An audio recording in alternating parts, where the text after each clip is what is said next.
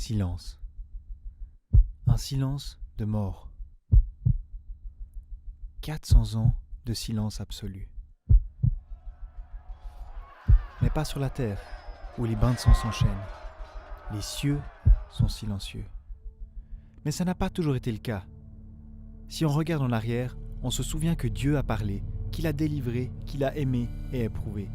Mais l'homme a échoué encore et encore.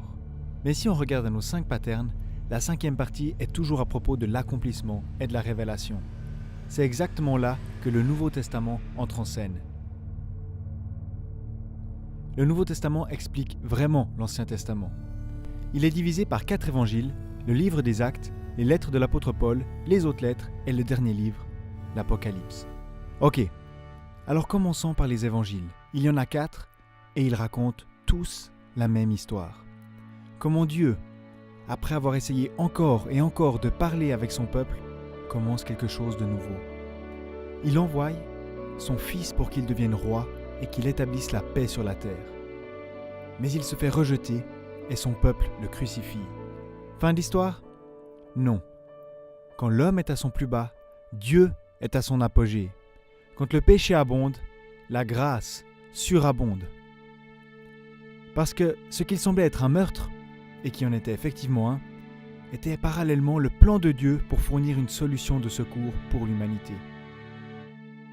Au lieu de devenir le roi d'Israël seul, il est mort sur la croix pour devenir le sauveur de tout le monde. Attends, tout le monde ? Non, Dieu a donné son Fils afin que quiconque croit ne périsse pas. Connaître ça théoriquement ne me sauvera pas. C'est exactement comme un simple regard à mon plat favori ne me nourrira pas. On a besoin de se détourner de toutes les mauvaises choses qu'on a faites, les confesser à Jésus et croire qu'il est mort pour chaque péché qu'on a commis. C'est tellement facile si tu le veux. Et si tu l'as fait, tu appartiens à une nouvelle famille. Israël ? Non. C'est une nouvelle sorte de famille qui n'est pas basée sur la nationalité ou sur un arbre généalogique. Le Dieu des cieux est le Père et nous sommes tous ses enfants. Une seule famille. Elle est aussi appelée l'épouse de Christ. Et c'est ce dont on a parlé dans les vidéos précédentes.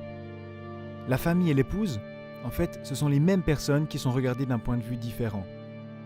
Maintenant, pour rejoindre cette nouvelle idée, cette famille spirituelle, le peuple juif devait quitter leur ancienne religion, leur attachement à leur nationalité pour former ce nouveau groupe. Un peu comme quitter l'Égypte pour être dans le désert. Et c'est ce dont nous parlent les Actes.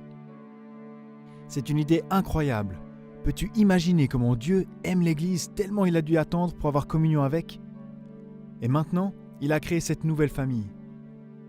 Dans le but d'expliquer le changement en détail, il a révélé la doctrine de l'Église à Paul, pour qu'il puisse expliquer comment les membres de cette nouvelle famille devaient interagir avec Dieu et entre eux. Et comment ils pouvaient inviter d'autres personnes à joindre cette famille. Et c'est en fait la raison fondamentale pour laquelle il allait sur la terre, pour partager l'évangile avec les autres et attendre son retour. Les autres lettres parlent principalement de cette expérience chrétienne des tests et des épreuves. Le dernier livre de la Bible, l'Apocalypse, est vraiment le couronnement. Il ne révèle pas seulement le but du Nouveau Testament, mais résout le mystère de toute la Bible et montre prophétiquement comment ce monde va terminer et comment un nouveau monde incroyable va commencer.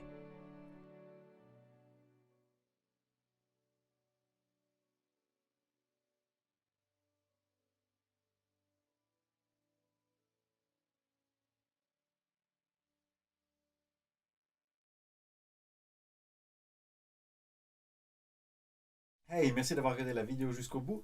Si tu veux nous soutenir, tu peux aller sur notre site crosspoint.tv et puis, bien entendu, tu peux toujours t'abonner.